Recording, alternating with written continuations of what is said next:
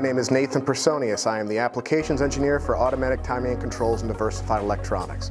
Today we're here to talk about our expansion into DIN rail, specifically our two newest current monitors, which are our CMU100USD series. These two models come in a 2 amp or a 5 amp variant, which allows for convenient use of external current transformers, as well as offering 3 modes of operation, which include overcurrent protection, undercurrent protection, and window, which is a combination of over and undercurrent. Each of these 3 modes offers a fixed 5% hysteresis or an adjustable hysteresis between the under and over. Some key features include a convenient universal power supply from 24 to 240 volts AC, easy to use screwdriver adjustment, UL 508A listed, CE reach and RoHS approved, and a slim 17.5mm space-saving design.